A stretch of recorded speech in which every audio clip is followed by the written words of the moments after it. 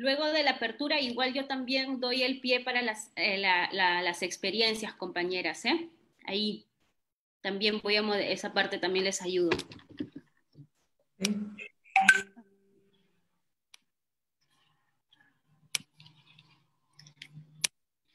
Buenos días, bienvenidas, bienvenidos. Estamos en nuestro primer webinar del año. Este es Mujeres en el primer webinario, que es del Grupo Regional de Género y Extractivas. Estamos aquí esta mañana desde los distintos puntos de las regiones para poder hablar sobre algo que nos está preocupando mucho, que es la vulneración de los derechos en estos contextos de pandemia, ¿no? Nosotros, este es el webinar Actividades Extractivas y Derechos de las Mujeres Rurales, una pandemia más. Esto es en el marco del Día Mundial contra la Megaminería Tóxica, ¿no? Es un contexto bastante delicado para todos y para todas, pero de todas maneras, desde el Grupo Regional de Género y Extractivas, no queríamos dejar de pasar percibido lo que está significando en medio de una pandemia el tema de las mujeres o la realidad de las mujeres rurales en las distintas partes de la región en Latinoamérica, ¿no? Nuevamente, bienvenidos y bienvenidas. Esta mañana vamos a tener no solamente a una de nuestras representantes de este grupo regional de género y extractiva, sino además 3 mujeres luchadoras que nos están acompañando para poder compartir sus experiencias con respecto a este tema de lo que está pasando en la región, ¿no? Entonces, tenemos solo para compartir también que el objetivo de este espacio es visibilizar la agudización de la vulneración en el acceso y el ejercicio de los derechos de las mujeres rurales por las actividades extractivas en el contexto de la emergencia sanitaria por el COVID-19, ¿no? Y bueno, y precisamente desde la voz de ellas. Entonces, para empezar ya esta mesa, este diálogo y también compartir para seguir informadas y viendo qué alternativas y posibilidades de organización y de visibilización voy a darle el pase a nuestra compañera Beatriz Olivera. Ella es representante de Fundar, que es el Centro de Análisis e Investigación, y en este caso también representante del Grupo Regional de Género y Extractivas. Adelante, Beatriz. Hola, ¿qué tal? Muy buenos días. Muchas gracias, compañeras, por acompañarnos, y bueno, a todas las personas que se están conectando al Facebook del grupo, también les agradecemos mucho que estén apoyándonos.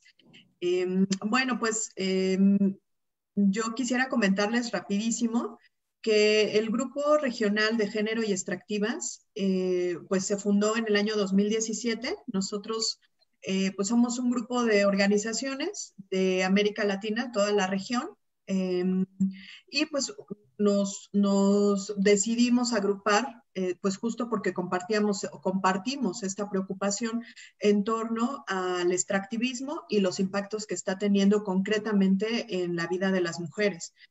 Sabemos que hay una amplia gama de impactos. Todavía hay muchísimo por documentar, por generar esa evidencia, pero bueno, fue con esta legítima preocupación que nos agrupamos, decidimos consolidar este grupo, y a lo largo de estos ya casi 3 años de trabajo, pues hemos estado tejiendo redes, consolidándonos un poco más, tratando de generar evidencia. Generamos pues webinars, algunos boletines, ¿no? Tratamos de generar esa información, y pues les agradecemos mucho que puedan ahora echar un vistazo por todo el Facebook, la página del grupo, y también ayudarnos a compartir esa información. Yo quisiera empezar con una breve exposición acerca de cómo se está dando el proceso de reactivación económica ahora en un escenario todavía con la pandemia activa en muchísimos países. Pero bueno, quisiera un poco abordar esa temática. Yo voy a estructurar mi presentación como en 3 partes que estuve pensando. Una es cómo el extractivismo impacta los derechos de las mujeres, los estuvo impactando antes de la pandemia, ¿no? Un escenario antes totalmente, cuando no teníamos en puerta el COVID-19. Y posteriormente, durante la pandemia, cómo fueron estos impactos en la vida de las mujeres y ahora en un escenario de reactivación económica. Antes de la pandemia, pues nosotros, ya lo comentaba hace un momento, estuvimos analizando cuáles eran esos impactos que está provocando el extractivismo. Sabemos que América Latina, pues es una de las regiones que prioritariamente se caracteriza por proveer de materias primas, minerales, petróleo, a otros países, sobre todo Unión Europea y también Estados Unidos y Canadá. Entonces somos un país que ya lo dice Galeano en su libro Las venas abiertas de América Latina, pues un país del cual se extraen y saquean, por supuesto, pues muchísimos minerales y materias primas. En este escenario de extractivismo depredador, pues encontramos leyes, regulaciones que están hechas y pensadas ad hoc para favorecer los intereses de las empresas, ¿no? Tanto mineras como petroleras. Encontramos, por ejemplo, marcos regulatorios muy flexibles en Chile, en Perú, en México, en Colombia, marcos, como lo decía, pensados pues para favorecer inversiones y en detrimento, en gran parte de los casos, de los derechos. En particular, en el caso de las mujeres, pues encontramos tres impactos que hemos podido documentar un poco más ampliamente, aunque no son los únicos impactos de los cuales podemos hablar. Uno de ellos, pues, es el tema de salud de las mujeres. Cómo la salud de las mujeres se ve afectada por proyectos extractivos, en particular por fracking o por minería.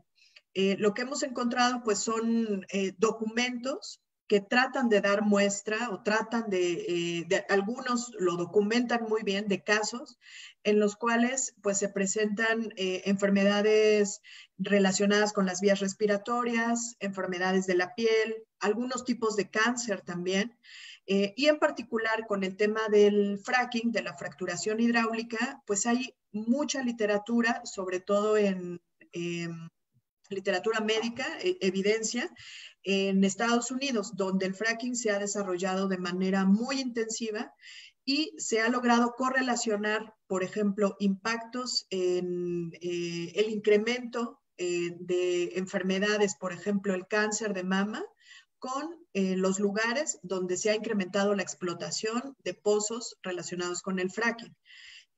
También, pues encontramos, les decía, toda esta gama de enfermedades, por ejemplo, aquí en México, donde han ocurrido algunos desastres, como el ocasionado por Grupo México en Sonora en 2014, en los que las personas todavía siguen padeciendo, en particular mujeres, niñas y niños, pues siguen padeciendo enfermedades de la piel, ¿no? Algunas enfermedades respiratorias por la contaminación del agua.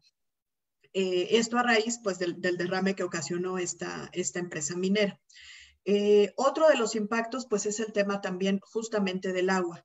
El agua, al ser usada por las mineras pues para las actividades industriales o bien por las petroleras, igual para la extracción de hidrocarburos, pues se privilegia el uso para la industria en detrimento del agua para consumo humano.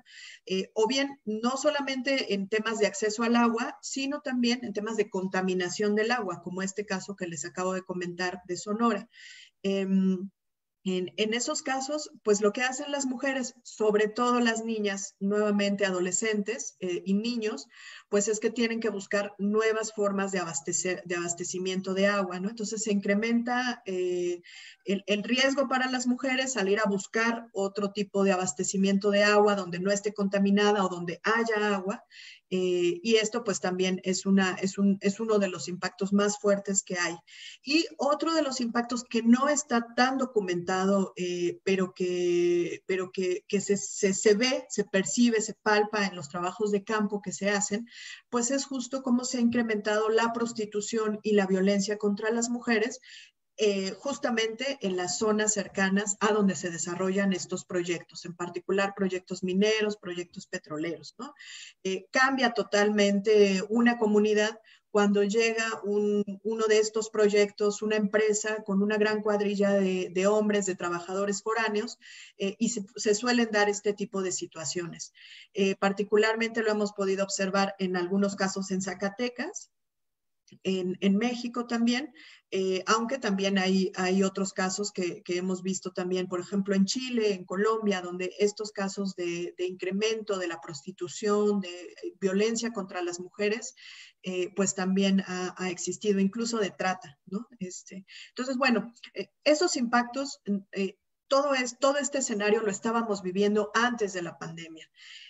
Ahora, durante la pandemia, pues encontramos casos en los que muchos países, las actividades extractivas no pararon, como en el caso de Colombia, en el caso de Perú, tengo entendido que también hubo algunos días que se detuvo, pero las actividades extractivas siguieron su curso, ¿no? Los países las siguieron considerando como actividades esenciales. En México, la minería tuvo un respiro, se declaró como actividad no esencial durante algunas semanas, sin embargo, algunas empresas sí continuaron operando. Lo que encontramos en este escenario durante la pandemia, pues es que se dieron este tipo de situaciones en las que las empresas seguían operando, pero vimos cómo se profundizaron también estos impactos hacia las mujeres. En particular, todo lo que ustedes ya saben, que se ha documentado, se ha estado documentando a lo largo de estas semanas, casos de violencia contra las mujeres, cómo se incrementó la carga de trabajo, también de las mujeres en particular, porque pues al estar trabajando o teniendo algún otro tipo de jornadas de trabajo virtual, pues el trabajo doméstico no hizo ninguna pausa. Entonces vemos también esa carga alta de trabajo para las mujeres y también en algunos casos, pues los procesos de defensa del territorio también estuvieron en pausa, ¿no? En el escenario ya de reactivación económica que estamos viviendo, que repito, no es un escenario post pandemia, ya voy a terminar, pues encontramos también que ahora se está dando una serie de flexibilización de estándares ambientales. Nos preocupa particularmente el caso de Colombia, donde se pretendió en algún momento hacer que las consultas previas, libres e informadas se hicieran de manera virtual por presiones pues de la industria minera. Así como este caso, también afortunadamente no pasó, no se dio el caso. Sin embargo, sí se lograron hacer trámites de licencias ambientales a través que se hicieran de manera virtual. O bien en el caso de Ecuador, donde inclusive se impulsó una ley pues para hacer que las inversiones que ahora lleguen al país, que producto de estas inversiones, pues no se genere ningún tipo de impuesto para estas empresas. Entonces, estamos encontrando ahora en este proceso de reactivación económica un escenario en el que los gobiernos hablan de falta de empleos, de que va a haber necesidad de seguir continuando con proyectos extractivos, pero queremos llamar pues a la urgencia de que este tipo de proyectos no se hagan en detrimento de los derechos de las mujeres, ni por supuesto relajando, flexibilizando aún más los estándares ambientales y sociales que existen, y tampoco pues a costa pues sí, justo de este tipo de derechos, ¿no? Entonces, lamentablemente esas situaciones están ocurriendo, pero bueno, vamos a dar la palabra a las compañeras que desde los países nos pueden contar mucho mejor y de manera más específica cómo están ocurriendo estos impactos. Muchas gracias. Gracias, Beatriz. Excelente, porque esta mirada regional nos ayuda también a salir de estas particularidades locales y saber cómo se está dando todo este movimiento legal, pero además no solo es Colombia, no solo es Perú, no solo es Honduras, no solo es México. Entonces, ¿no? Ahí hay que ver también qué es lo que está pasando a nivel macro y cómo se sigue dando esas mismas políticas, a pesar de ser tan diferentes, o bueno, los países, ¿no? Entonces, ahora esta segunda parte, amigos y amigas que nos están siguiendo por las redes, es para compartir y en diálogo y en una conversación las experiencias que están pasando en la región. Tenemos la representación de México, Honduras y Perú.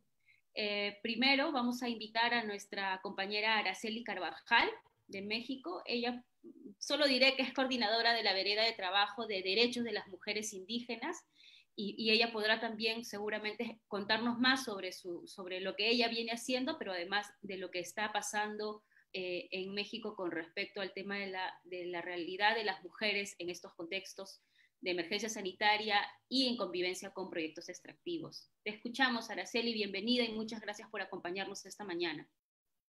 Hola, buenos días.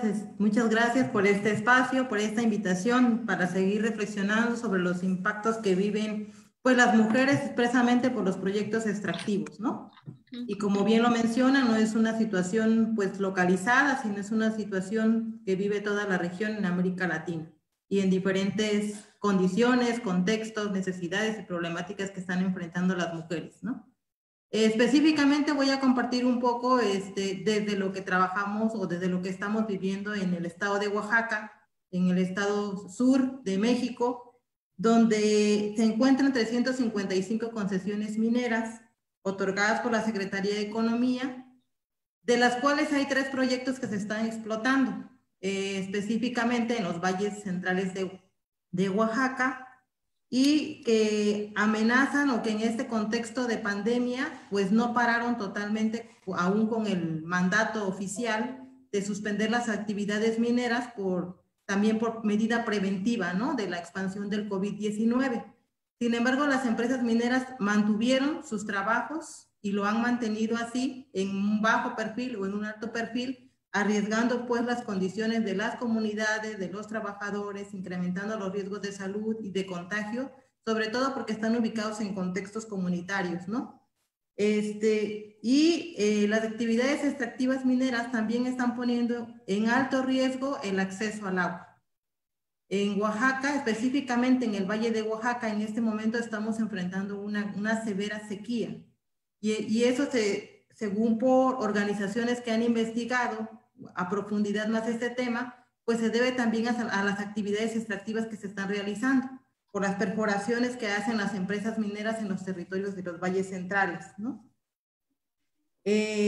Lo otro alarmante o preocupante que tenemos presente en este momento, a finales del año pasado, el gobierno federal otorga la ampliación de 6 nuevas concesiones más en el territorio de Oaxaca. Esto se da a conocer a finales de junio, sale a la luz pública, y estas 6 concesiones están otorgadas a un proyecto que se denomina El Águila en San José de Gracia, que ya tiene casi más de 10 años trabajando ahí a cielo abierto y que ha impactado fuertemente en la contaminación de los territorios, del agua, de la siembra, de la producción local en esas comunidades, ¿no?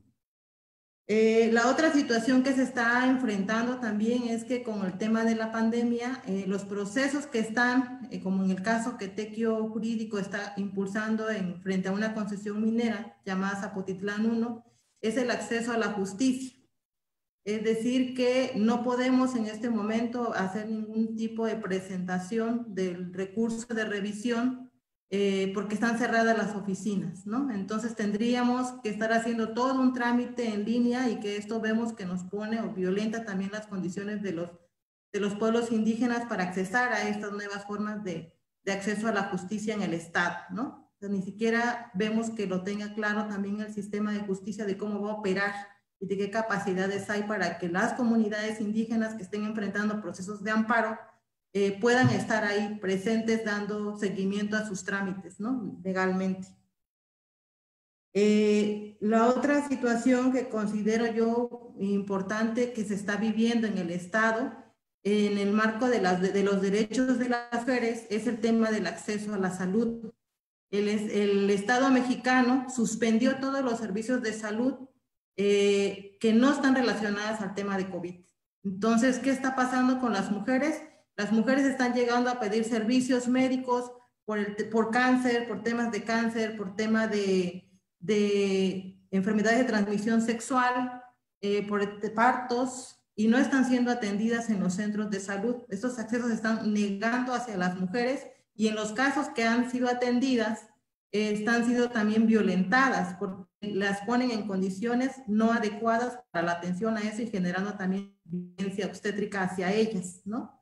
La otra situación es que esas violaciones de derecho a la salud de las mujeres indígenas no se está pudiendo denunciar porque los centros de atención para ellas no están abiertos, no están disponibles. Sabemos que en este contexto de pandemia, toda la atención o todo está centrado en los de digitalización, en línea, el acceso a internet, el acceso a los servicios de tecnología. En este caso, las mujeres de los pueblos originarios no manejan, no conocen, son las nuevas generaciones, pero las mujeres mayores no tienen acceso a estos servicios, ni conocimientos, ni equipos, ni redes por las condiciones de desigualdad que se viven, ¿no? Entonces las pone todavía en mayor incremento de violación de sus derechos humanos. La otra situación que consideramos que se está realizando es precisamente poner en riesgo la vida misma, ¿no? La vida misma de las mujeres, porque al estar en esas desigualdades históricas, ellas no están teniendo ni la información necesaria, ni adecuada a esos contextos, ni a sus condiciones de vida en los territorios comunitarios indígenas. Afortunadamente, una gran cantidad de comunidades indígenas en el estado de Oaxaca todavía no están enfrentando casos de contagio. Sin embargo, hay comunidades que sí están ya entrando a ese nivel de contagios en los territorios más comunitarios.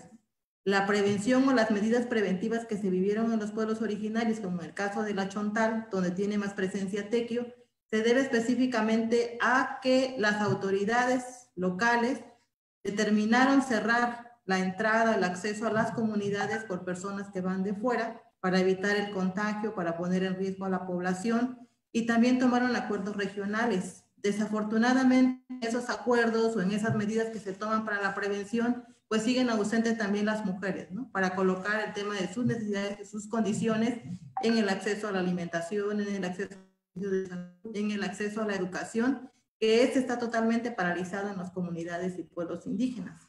Las niñas y las adolescentes en este momento no están accediendo a ningún tipo de educación, todo está suspendido, está paralizado por el Estado mexicano. Nos preguntamos, pues, ¿qué va a pasar, no? ¿Qué va a pasar con esta situación de las nuevas generaciones, con estos grandes vacíos de educación que no se están atendiendo?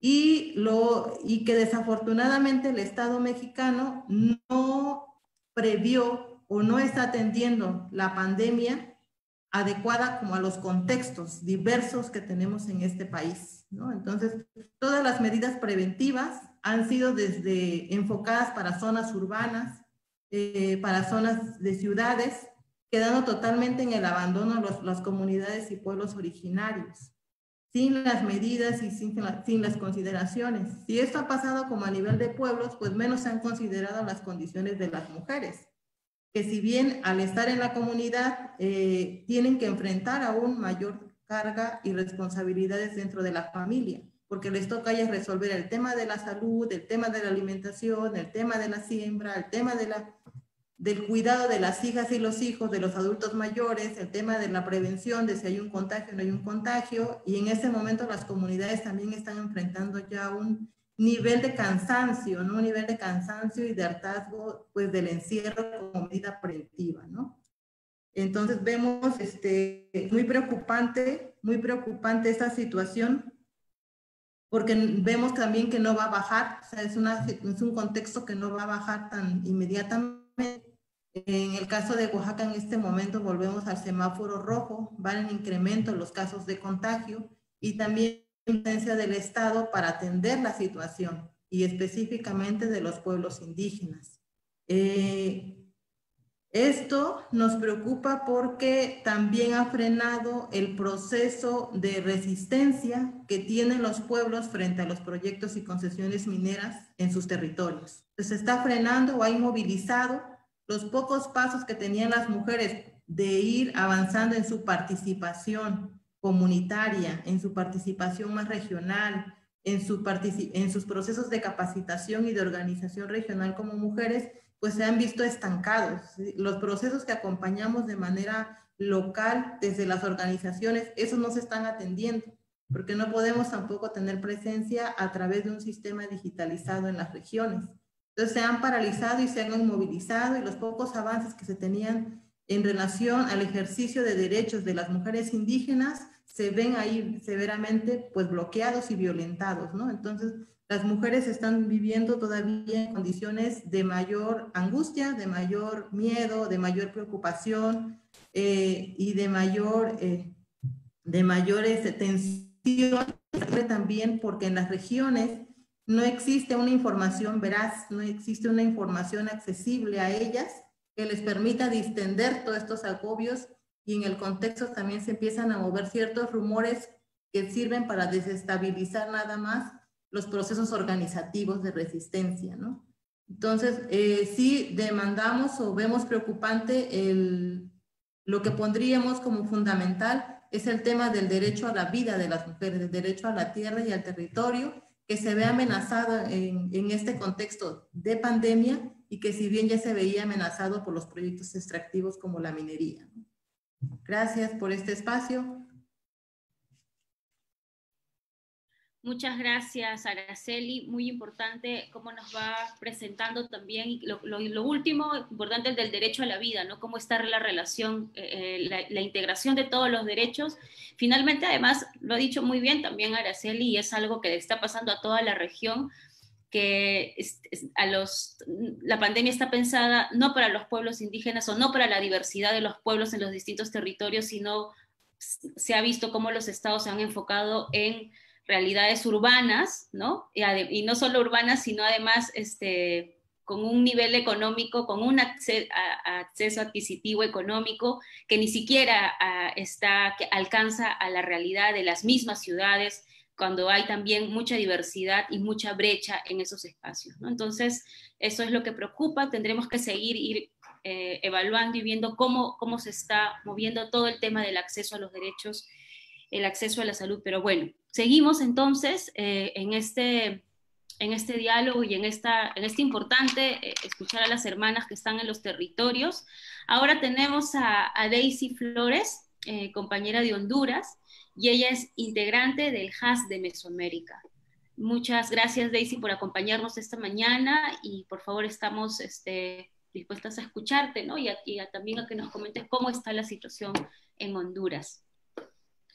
Bueno, muchísimas gracias a ustedes y felicitarlas por estos diálogos tan necesarios, y también agradecerles el privilegio de estar aquí con ustedes. Decirles que nosotras en la oficina de Honduras, desde HAS Mesoamérica, trabajamos con defensoras particularmente de la tierra y el territorio, y ahora mismo estamos en un proceso de educación popular feminista que inició de manera presencial y que ha continuado el vínculo de manera virtual, y esa es un poco la experiencia que queremos plantear con ustedes, porque ha enriquecido otros documentos y otras investigaciones que nosotras hemos hecho, como el mapeo del rol de las mujeres en las luchas por la tierra y el territorio.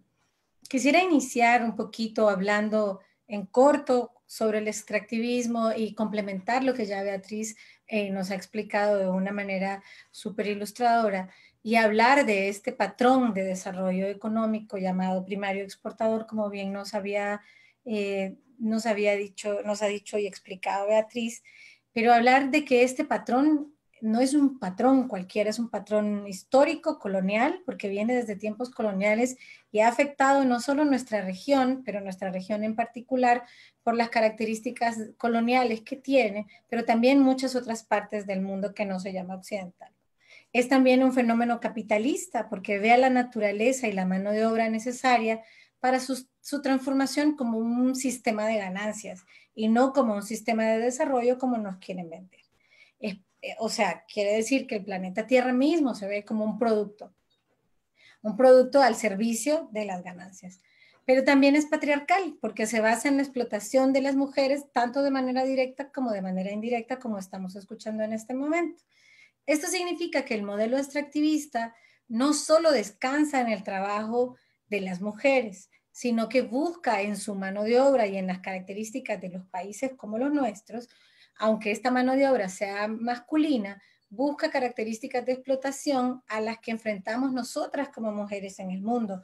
Y esa es una de las principales razones por las que nos interesamos en estos temas y en la situación de las mujeres, Porque ¿qué quiere decir eso? Quiere decir que esta mano de obra tiene que ser, y estos países en los que se instalan, tienen que tener ciertas condiciones, tienen que ser complacientes, tienen que ser flexibles, tienen que no tener derechos fundamentales o no tener una noción de derechos fundamentales, y además tienen que creer en el modelo mismo y no generar ninguna resistencia al modelo. Aquí esto se encuentra con otras visiones, porque los gobiernos y los estados tienen una visión, pero los pueblos tenemos otras. ¿Y por qué hablo de esto? Hablo de esto un poquito porque uno del común denominador que hemos encontrado, sobre todo en esta crisis en particular, pero que como bien han dicho ustedes, no es una cuestión que viene de ahora, sino que se viene acumulando, y la crisis ya estaba. Esto ha aumentado la vulnerabilidad y el riesgo de las defensoras de la tierra y el territorio. Algunas de las empresas extractivas aquí a nivel nacional no han parado. Sus aparatos, a pesar de, como bien lo decía en este momento Araceli, no son una industria prioritaria. Algunas de estas empresas no han parado, y más bien al contrario, se han aprovechado de la pandemia para continuar de manera ilegal muchísimas veces con sus actividades, pero sobre todo para afianzar el control de la población. Esto lo hemos visto porque está en colusión con los poderes gubernamentales y con estos gobiernos que ponen a disposición de la pandemia y de los toques de queda, porque en Honduras tenemos un toque de queda a nivel nacional. Estamos en alerta roja desde el 15 de marzo, está cerrado el tránsito y estamos encerrados en nuestras casas, pero además es el ejército quien está volcado a las calles para ejercer este control. Y es horrible en las ciudades, pero es peor en las comunidades donde se ha abierto el control a los ejércitos, control que generalmente era un control ciudadano que generalmente ocupaban las comunidades. Pero también las compañías que siempre han usado estrategias de división en las comunidades en tiempos normales, ofreciendo pagos o ventajas económicas a ciertos grupos para conseguir, y ciertos grupos y autoridades en las comunidades para conseguir sectores a favor. En este contexto, en este momento podemos observar que, al igual como lo están haciendo en Guatemala, en la mina de Escobal, donde están de cara a una consulta libre, previa e informada, las empresas aquí a nivel nacional, empresas como Inversiones Pinares en el Aguán, están ofreciendo comida y están supliendo el rol del Estado, están ofreciendo comida a cambio de firmas y a cambio de la promoción de las actividades extractivas. La empresa Pinares, la quiero traer aquí porque es una empresa en donde la población de Tocoa ha manifestado en un cabildo abierto el rechazo contundente a la actividad minera. Sin embargo, la Inversiones Pinares continúa operando en la zona de la UAN, y no solo eso, sino que tiene procesados a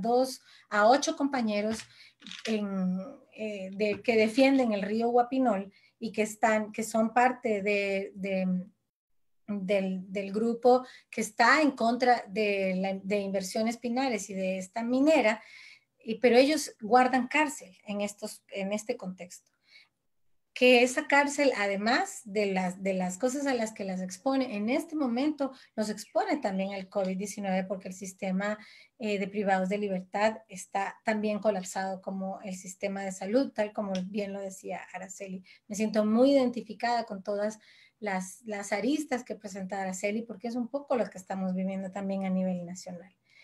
Las organizaciones tampoco pueden movilizarse. Como les dije, estamos bajo toque de queda, en donde se han levantado incluso derechos fundamentales como el derecho a la libertad de expresión, y en momentos de la pandemia se ha aprobado un código penal que relativiza, digamos, los crímenes ambientales, pero también la corrupción, y baja muchísimo las penas a eso, pero castiga duramente hasta con 20 años de prisión el la desobediencia civil y el poder irse a las calles a manifestarse en contra de la corrupción o en contra de esos crímenes ambientales que están pasando.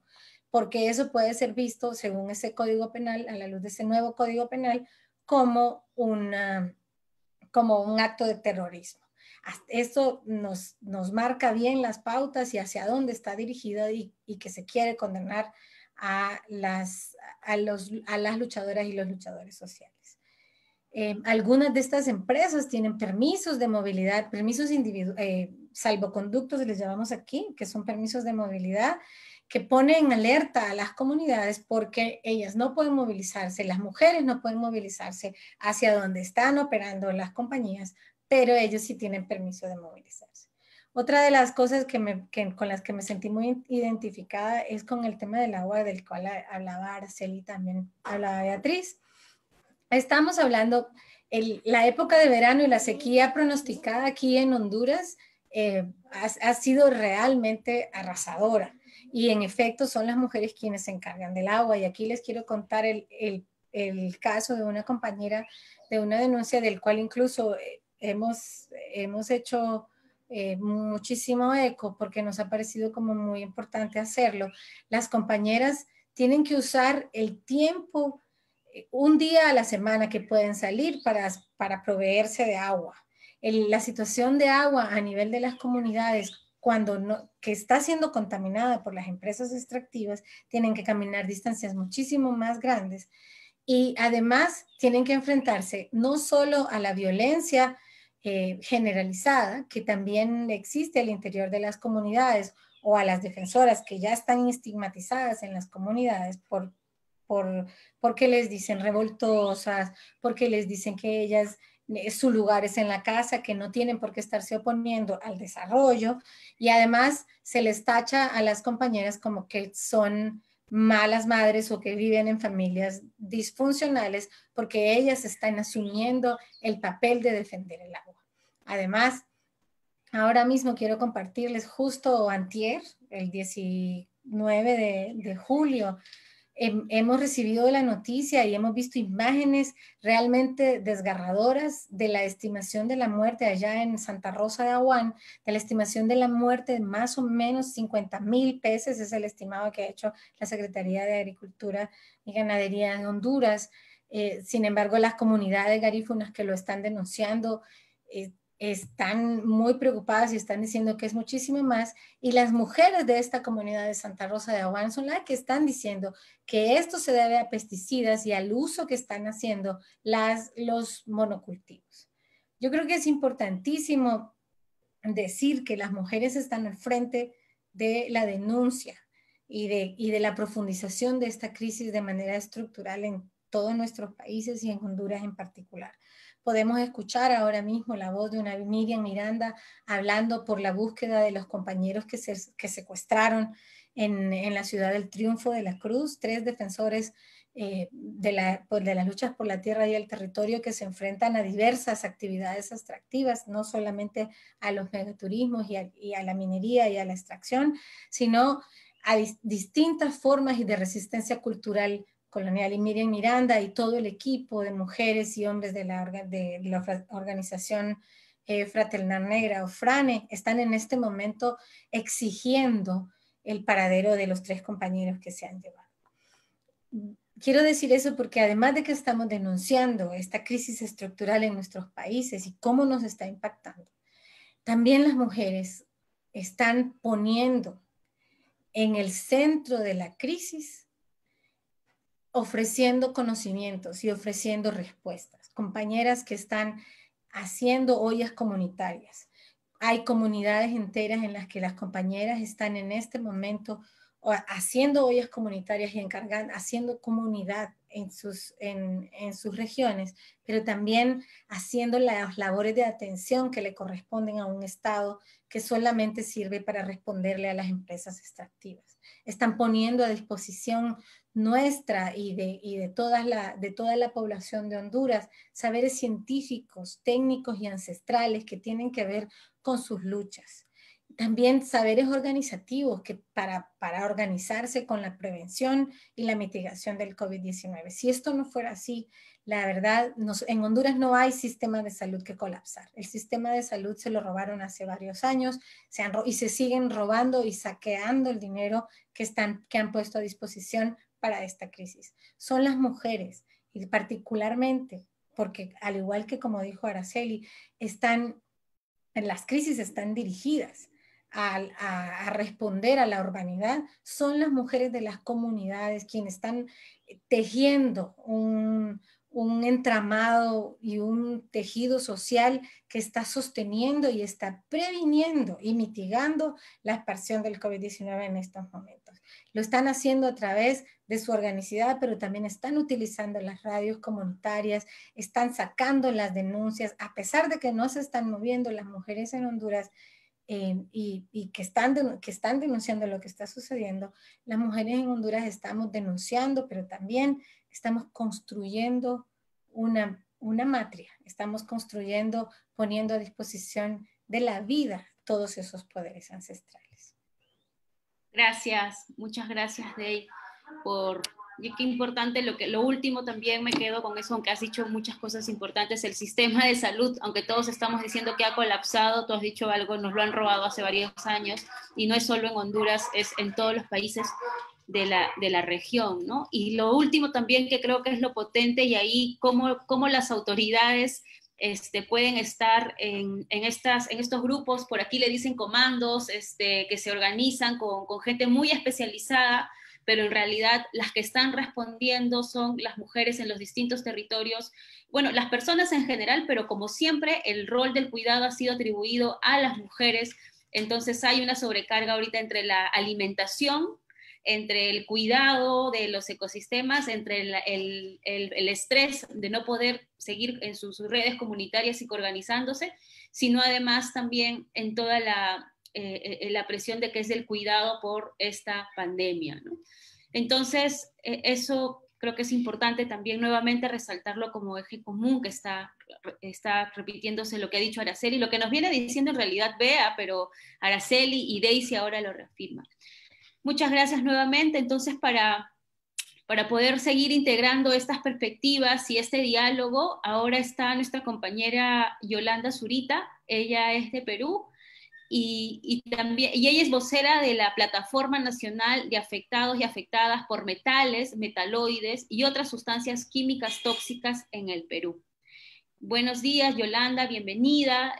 Qué importante es que estés aquí para que puedas también un poco compartirnos tu experiencia, ¿no? Y sobre todo contarnos cómo están los territorios y cómo se están afectando la vida de las mujeres, de las personas, pero de las mujeres especialmente, sobre todo porque ellas también están respondiendo. Te escuchamos, Yolanda.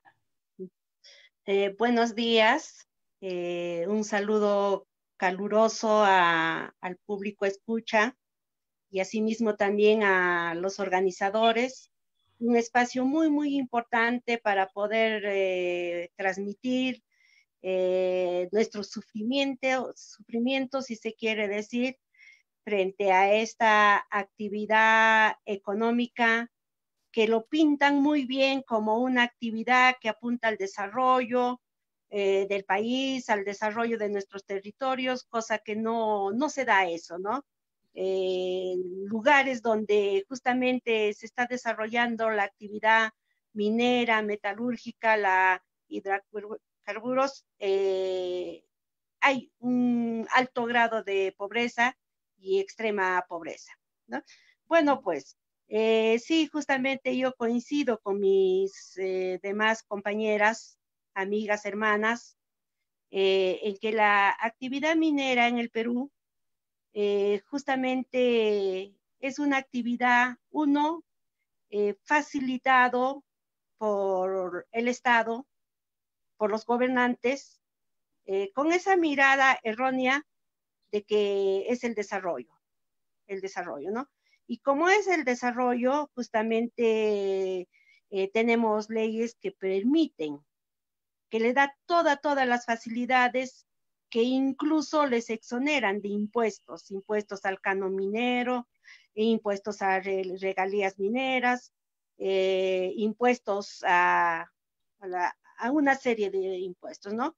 Es por un lado, y por otro lado, justamente coincido, ¿no?, con la ponente, que también para poder dar esas facilidades han flexibilizado los estándares. En el caso, por ejemplo, el estándar de calidad de aire, que era un promedio de 50 microgramos por metro cúbico, y lo han elevado a 360 microgramos por centímetro cúbico. Entonces es algo muy, discúlpanme la expresión, descaradamente que dan la facilidad a esta actividad. Bueno, pues los impactos de la actividad, de esta actividad, de estas industrias, es justamente los impactos a nuestros recursos naturales, principalmente.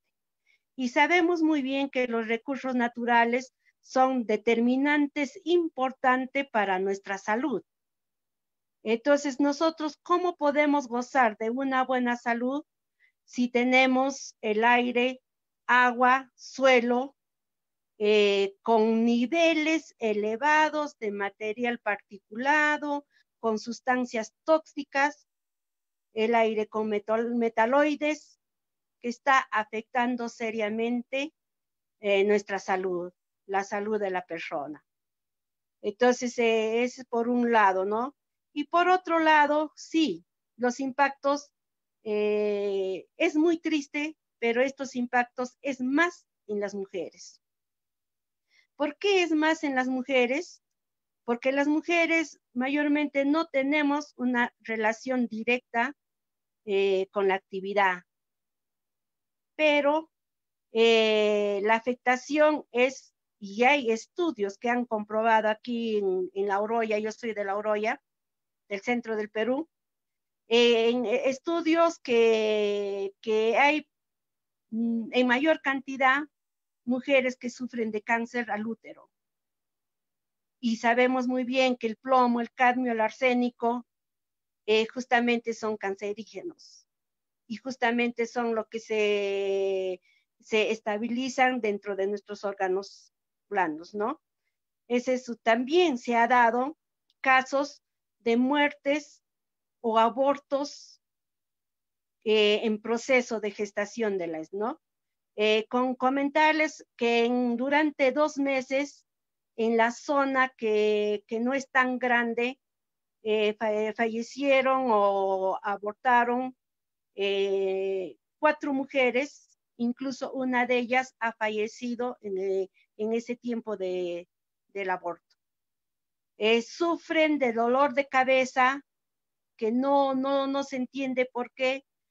Bueno, pues se llevan a otro lugar de La Oroya para poder registrar que la muerte ha sido en otro lugar, no dentro de La Oroya.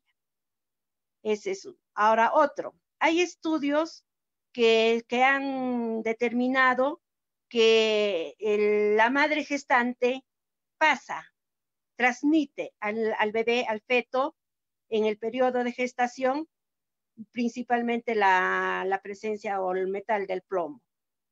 Y asimismo también hay estudios que se han realizado en la Universidad del Centro del Perú, que a través de la leche materna también ¿no?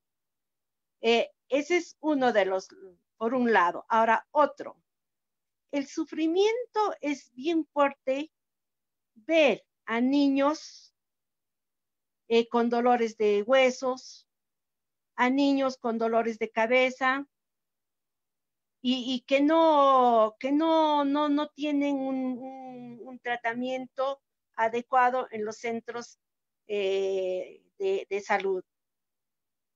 Entonces, estas madres de familia se sienten desesperadas por no encontrar eso, ¿no? Eso es en cuanto a lo biológico, pero también hay los impactos en cuanto a lo psicoemocional. Y esto comparto un encuentro que hemos tenido justamente en el marco de la Plataforma Nacional de Afectados y Afectadas por Metales, Metaloides y otras sustancias tóxicas, donde justamente en este encuentro compartíamos y decíamos, ¿no? ¿Qué es lo que sentimos en estos momentos? Y decíamos, ¿no? Nos sentíamos totalmente dolidas.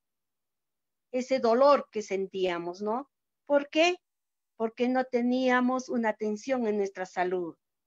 Nos sentíamos despojadas porque fácilmente ingresan estas actividades y nos quitan los territorios, ingresan.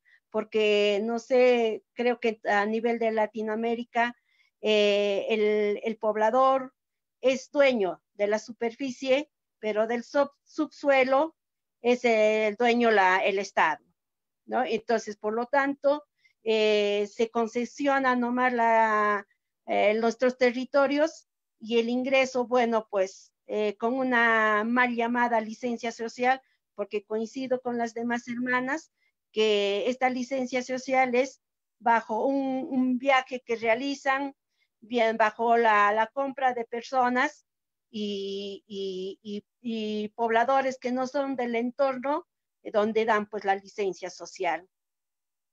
También nos sentimos inseguras, porque esta situación no nos abriga de tener un buen futuro, un futuro para las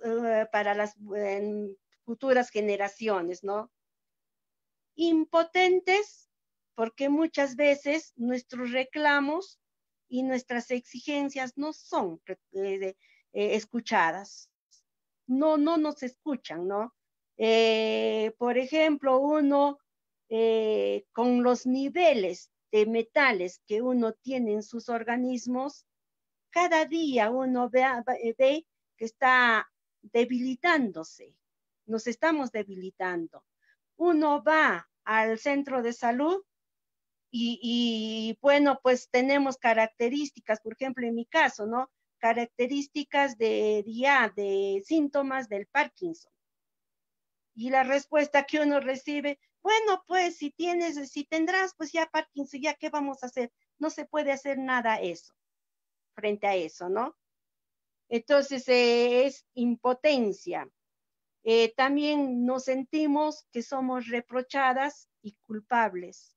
Reprochadas porque justamente, como decía nuestra compañera, es esto. Ahora, en este tiempo ¿cómo se llama?, de la pandemia del coronavirus, se está viendo en el Perú el incremento de personas afectadas, pero más en el sector minero, en la actividad minera.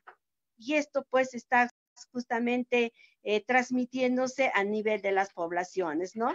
Entonces, justamente hoy dan un estudio en Loreto, de cada 10 personas, 7 personas están afectados, están infectados en Loreto, ¿no? Igual que las otras zonas está colapsando, ¿no? Lo mismo en este tiempo de cuarentena, ¿cómo se llama?, de toque de queda, si se quiere decir, se ha incrementado, sí, la actividad en algunos lugares. Es el caso de Bambamarca, por ejemplo, ¿no? De las Bambas, perdón, ¿no?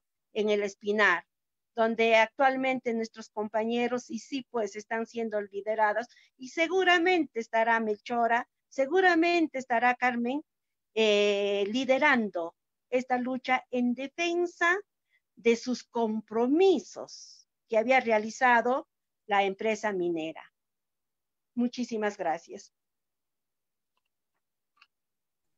Muchas gracias, Yolanda. Siempre ustedes tan fuertes, solamente para resaltar que no solamente hay afectaciones físicas o poco documentadas, como nos explicaba también Beatriz en el inicio, con todos los impactos sociales también, como hay las redes de trata, las redes de prostitución, todo el tema que es al final el ver a los cuerpos también de las mujeres como objetos, y también como la naturaleza, nos lo decía nuestra compañera Dey también, ¿no? Cómo hemos objetivado en ese punto, pero también el otro impacto es también la salud mental, ¿no?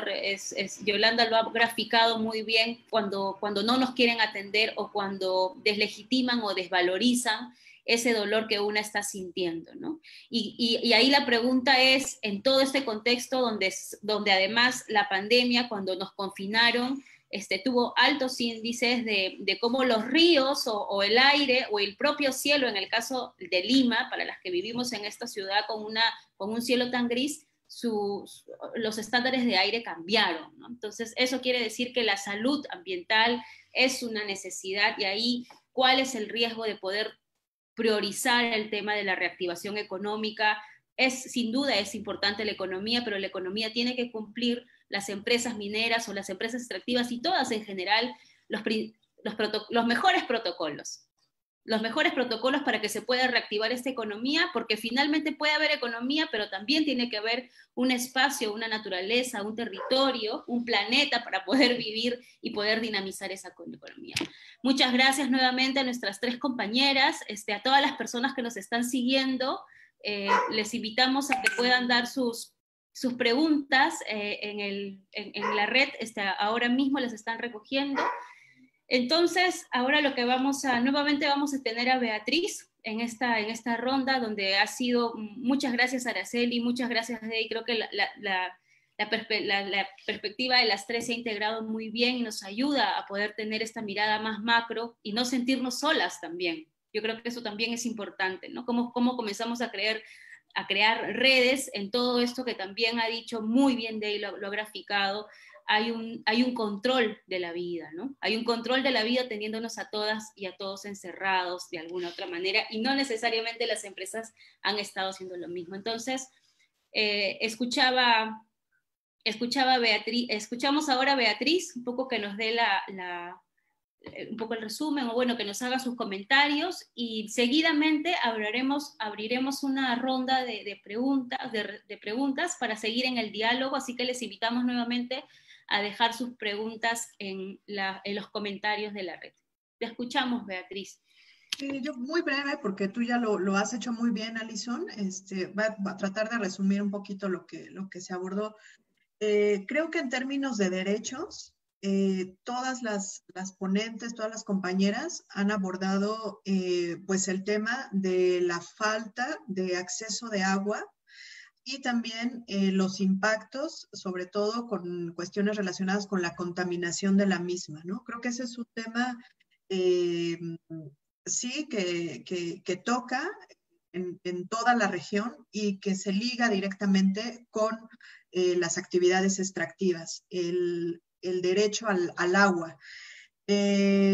Araceli también nos comentaba sobre el acceso a la justicia, que es sumamente relevante, y que también mencionaban Daisy y Yolanda, el acceso a la justicia, dado que pues las oficinas han estado cerradas, ¿no? Por este tema de la pandemia. Entonces, tanto el tema del acceso a la justicia como el derecho al territorio, a la tierra y al territorio. O sea, esta pandemia ha impedido el ejercicio de estos derechos en particular, porque también, aunque las mujeres han continuado los procesos de defensa, lo comentaba también Daisy, pues se han detenido también de alguna manera, pues sí, la resistencia, digamos, lo que se ha frenado, ¿no? Paulatinamente, y también en algunos casos, con estos ejemplos que nos mencionaban las compañeras. En cuanto al acceso a la salud, pues es otro de los derechos que también se ven vulnerados por todo esto que comentaba finalmente Yolanda, toda esta vivencia que ella ha comentado, tanto el derecho a la salud física como a la salud mental y los impactos psicosociales que están teniendo las actividades extractivas en la vida de las mujeres, ¿no? Ella lo pone de una manera muy fuerte, muy dura. Es esto, cuando ella señala que nos sentimos inseguras, impotentes, a mí me parece que esto también es una manera pues muy fuerte, pero muy clara, muy contundente de decir, la salud mental también está siendo afectada y hay impactos psicosociales que nadie está viendo. Entonces aquí está también ese testimonio fuerte. Otra cuestión también que me llama mucho la atención es el tema del impacto en las mujeres indígenas, en pueblos y comunidades indígenas, que también comentaban las compañeras, que no se han dado estas medidas de prevención adecuadas, pertinentes, culturalmente pertinentes para los pueblos y comunidades indígenas, y menos aún para las mujeres.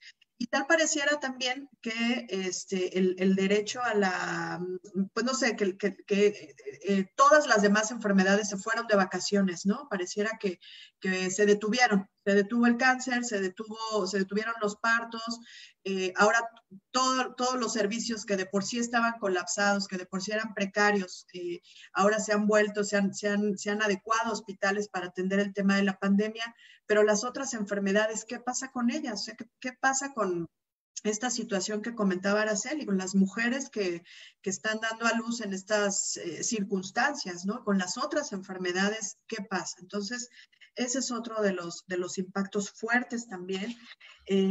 Todo este tema del derecho a la expresión que se ve vulnerado, y esta experiencia tan cruda también que relata Daisy acerca de cómo este nuevo Código Penal está castigando la desobediencia civil. Y por supuesto impactando en el derecho a la libertad de expresión, y cómo se les estigmatiza ahora a las mujeres como revoltosas, malas madres, ¿no?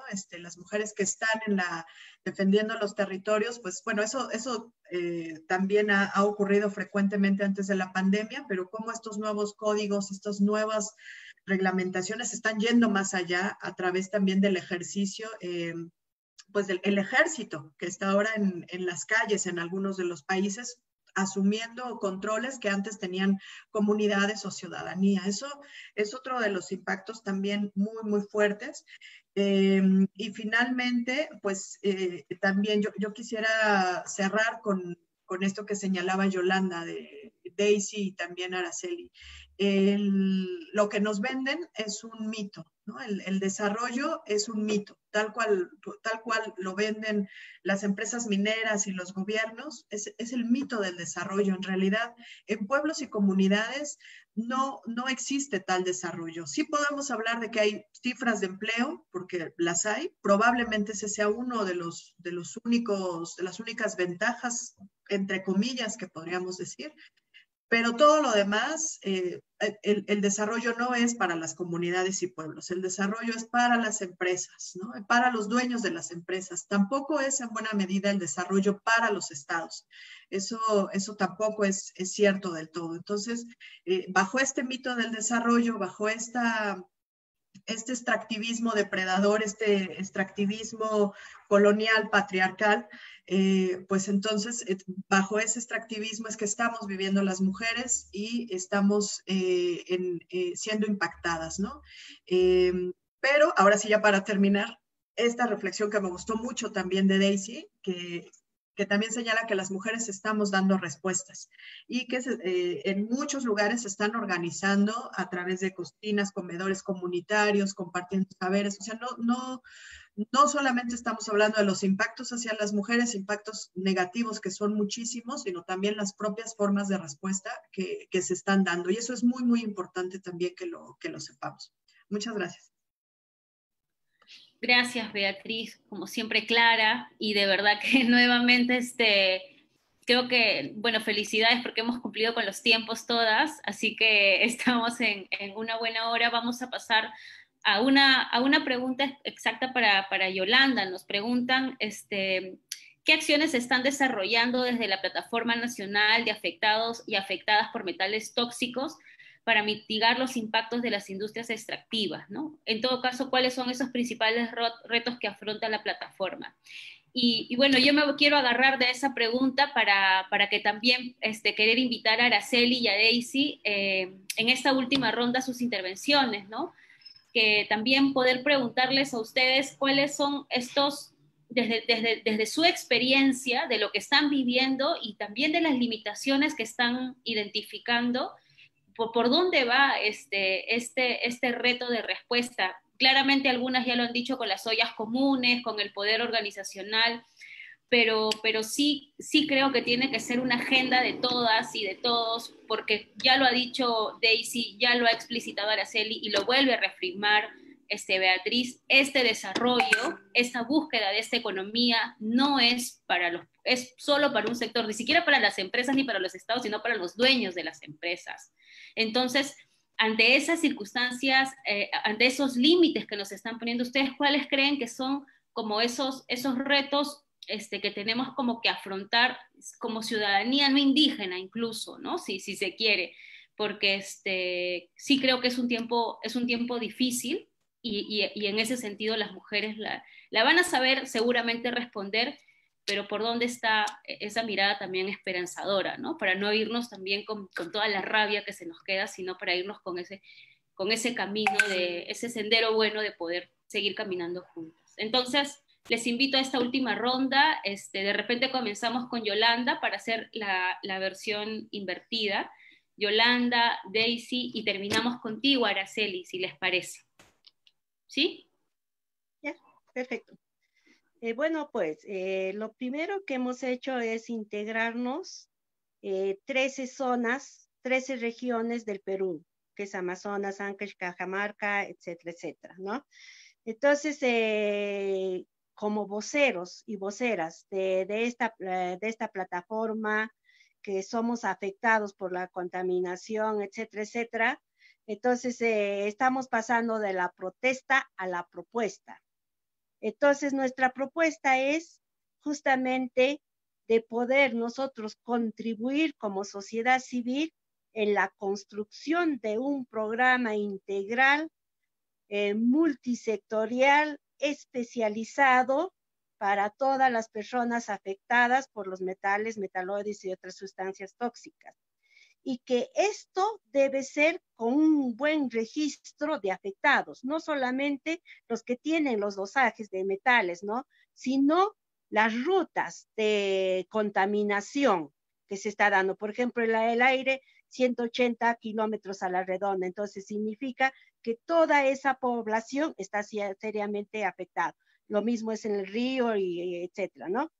Y esto a través de un comité multisectorial, y que este comité multisectorial debe estar liderado por la presidencia del Consejo de Ministros, porque la salud es algo integral que aquí tienen que entrar a tallar, disculpen la expresión, todos los ministerios, principalmente el Ministerio de Energía y Minas, porque es el ministerio donde justamente están las actividades que están generando los impactos en la salud, ¿no?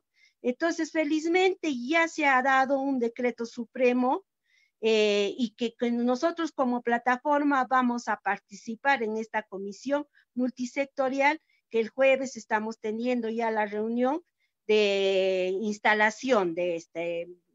Asimismo, también no tenemos el tratamiento de los pasivos que tenemos a nivel del Perú, una cantidad de pasivos ambientales que han sido abandonados, ¿no? Entonces, eso también es lo que se va a hacer el registro y todo lo demás. Entonces, bueno, pues, y lo que estamos pidiendo es que se implementen justamente ¿cómo se llama? Que se toquen los determinantes de la salud, que se tiene que mejorar los determinantes de la salud, ¿no? Entonces, es principalmente con una participación activa, el empoderamiento en cada zona a través de los voceros de estas 13 zonas. Y bueno, pues para culminar, nuestro eslogan es reactivación económica sin contaminación. Gracias. Gracias, Yolanda. Daisy, bueno, voy a aprovechar para compartir unas preguntas más que están entrando. Nos preguntan cómo en esta nueva realidad, Daisy, cómo se está incluyendo o excluyendo a las mujeres. Y las otras dos preguntas, quizás también para Daisy y Araceli, y también para Beatriz en esta última ronda, es cómo los impactos y respuestas de las mujeres en contextos extractivos y pandémicos se relacionan con las de las comunidades y pueblos. Y la otra es qué medidas de reactivación específicas de la región están afectando la salud ambiental, humana, de los pueblos y de las mujeres. Bueno, creo que lo hemos abordado un poco ya en las anteriores, pero si podemos puntualizar, ¿no? Quizás. Listo, te escuchamos, Daisy. Gracias, Alison. Yo creo que son muy importantes y trascendentales las preguntas, y Yolanda hablaba de un involucramiento de los pueblos que ha sido tradicional. Creo que una de las cosas que más, nosotros tenemos un programa que se llama Tercas con la Esperanza, porque creemos que tenemos que sacar la terquedad de los pueblos, sacar de la fuerza y del motor de la indignación, tenemos que sacar esa terquedad para construir esperanza. Más allá de una esperanza que nos permita construir colectividades y comunidades que trasciendan o que traspasen todos los sistemas de dominación que también viven en nosotras. El racismo vive en nosotras, el capitalismo vive en nosotras, y que necesitamos conocer. Y yo pienso que los pueblos indígenas nos han enseñado muchísimo a conocer y a buscar no solo sabidurías y conocimiento científico que ha estado conservado a través de nuestras abuelas y nuestros abuelos, sino también a través de conocer y conectarnos con la espiritualidad y con la conexión que tenemos con la Tierra y el planeta. Y eso puede ayudar y aportar un montón. Las compañeras de la Puya, la resistencia de la Puya, una resistencia pacífica en Guatemala, nos decían en la última visita que hacíamos que las abuelas y los abuelos pedían por la felicidad de los dueños de las empresas extractivas, y pedían por la felicidad porque estaban seguros de que si las personas estaban llenas y seguras y podían tener una concepción humana completa y del planeta y una comprensión de lo que es el planeta a través de la felicidad, dejarían de hacer estas actividades.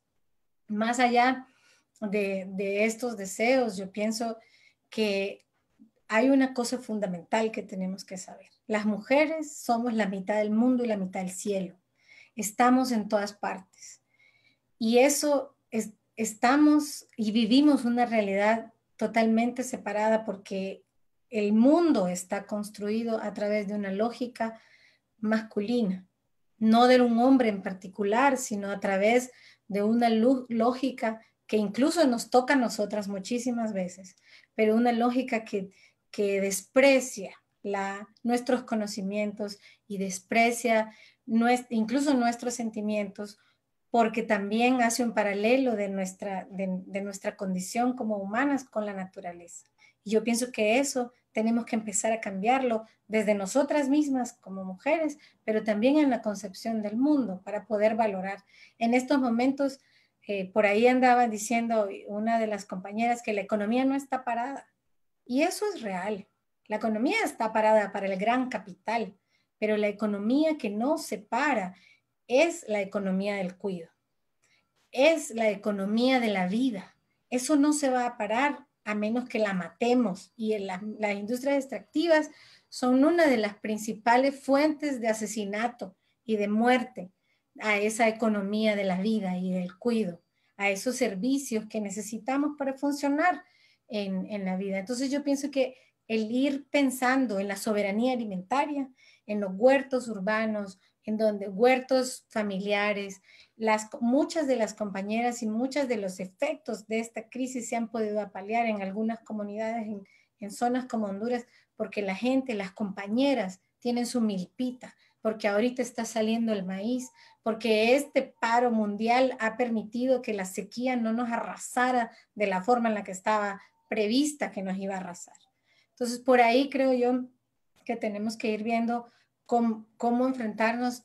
Todas y todos tenemos que aprender a sembrar, y yo les voy a dejar una pregunta que me hizo a mí Pascualita Vázquez, una de las abuelas del Copín, allá en Intibucá, cuando estábamos en medio de una ceremonia. Me dijo: vení, vos que has estudiado y fuiste a la universidad, contame qué aprenden ahí, porque los muchachos de aquí se van a la escuela por 4 o 5 años y regresan sin conocer los ciclos de la luna, sin saber cómo sembrar y sin poder sembrar nada, ni siquiera una flor en su jardín. Cuando, eso fue hace algunos años, cuando Pascualita me dijo eso, yo comprendí que también necesitamos preguntarnos cuánto sabemos de sostener la vida, y este es un momento particular para todas y para todos. ¿Cuánto sabemos sembrar? ¿Cuánto sabemos el poder que hay en cultivar una papa? Por ejemplo, meter las manos a la tierra y sacar una papa, sembrar, tener nuestras hierbas y poder sostenernos en la soberanía alimentaria y en esta economía de la vida y del cuidado. Gracias, Daisy. Gracias. Entonces ahora escuchamos a la compañera Araceli para agregar una pregunta más, que están llegando las preguntas y que además va dirigida a Araceli. ¿Cuál es el mayor reto para las defensoras de la tierra y el territorio en contextos de pandemia? Y bueno, y también lo que nos quiera compartir Araceli para cerrar, que creo que también va a ser importante, ¿no? Listo, te escuchamos, Araceli. Bien, pues como lo mencionaban muy bien Beatriz y las otras compañeras, efectivamente este mito del desarrollo que nos han vendido, pues se ha encargado de aniquilar todos los saberes de las mujeres para atender la salud, para atender la alimentación, para atender la producción, para atender pues, la sostenibilidad de la vida, también como lo mencionaba en su participación Daisy. Y precisamente yo creo que en este contexto de pandemia, parte de las reflexiones que hemos dado tienen que ver con eso, es decir, pues tenemos todo un reto y toda una tarea de recuperar todos esos saberes y de ponerlos en el centro, es decir, toda la sabiduría y conocimiento de los pueblos indígenas, de las mujeres, tenemos que colocarlo en el centro en este momento, ¿no?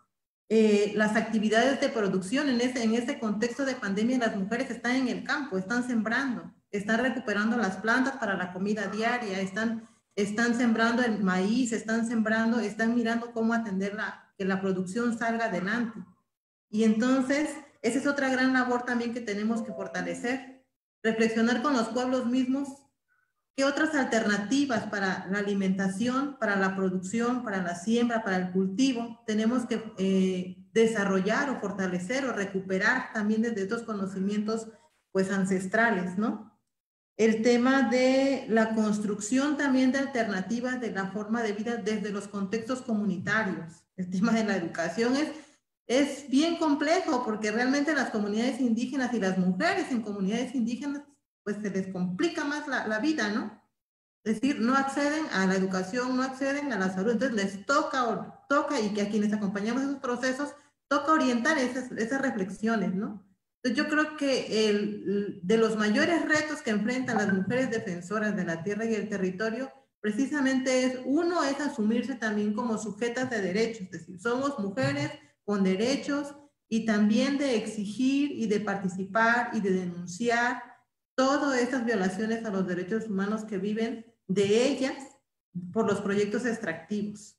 Es decir, son ellas al final quienes finalmente dan la vida siempre frente a un proyecto y quienes también son las más afectadas por un proyecto extractivo. Es decir, uno de los retos es que se fortalezcan esas capacidades de las mujeres indígenas, que se fortalezcan en términos de capacitación, de información, del manejo de las tecnologías o de nuevas formas también de comunicación al interior de las comunidades y en las regiones, que se fortalezca en el acceso, en el ejercicio de cargos que las mujeres están empezando a tener en este momento en el ámbito agrario y que hace unos años atrás empezaron en el ámbito municipal, y también que estén articuladas y vinculadas pues con otros procesos, ¿no? De resistencia de mujeres mismas. Gracias por este espacio. Gracias, Araceli. Hay una pregunta, bueno, sí, te escuchamos, Beatriz, para ir cerrando también. Muchas gracias, Araceli. Tal vez yo nada más responder esta pregunta que nos hacen de qué medidas de reactivación específicas en la región están afectando la salud ambiental humana de los pueblos y de las mujeres. Sí, yo particularmente tengo conocimiento de dos propuestas. Una que les había comentado de Colombia, donde por un lado se intentó que la consulta previa se hiciera de manera virtual, eso afortunadamente no se logró, pero sí se impulsaron las licencias ambientales a través de una cuestión virtual, que se hiciera el trámite virtual.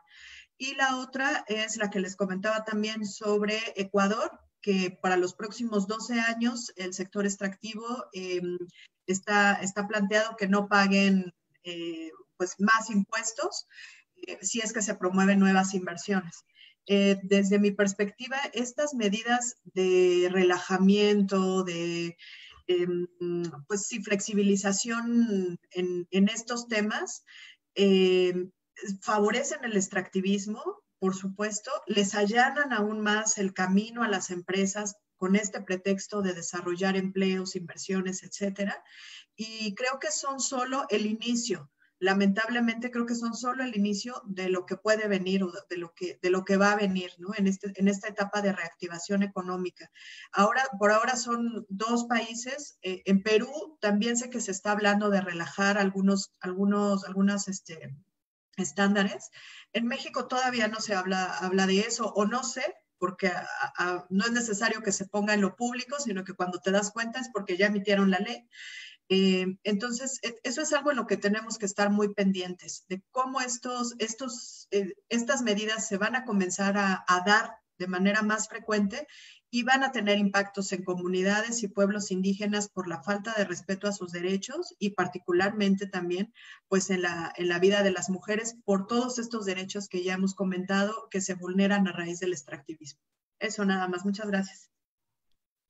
Bueno, muchas gracias. Hemos llegado al final. Esto ha sido actividades extractivas y derechos de las mujeres rurales, una pandemia más en el marco del Día Mundial contra la Megaminería Tóxica. Muchas gracias a las 3 compañeras, a Araceli Carvajal, a Daisy Flores y a Yolanda Zurita por habernos acompañado esta mañana y por haber compartido no solo su experiencia, sino haber sido claras y directas con aquello que realmente está afectando. Desde aquí no solamente les exigimos a los gobiernos, les pedimos que sean más claros y que realmente nos ayuden a defender la vida, sino que también comiencen a poder desestabilizar un poco esta sola mirada del desarrollo que creo que ha sido el unísono de la mañana, ¿no? Entonces, muchas gracias nuevamente. Este ha sido el grupo Género y Extractivas. Así que nuevamente agradecerles a todas las personas que nos han acompañado en las redes y por sus preguntas, por supuesto. Bueno, que estén bien, cuídense mucho y nos vemos. Gracias. Gracias.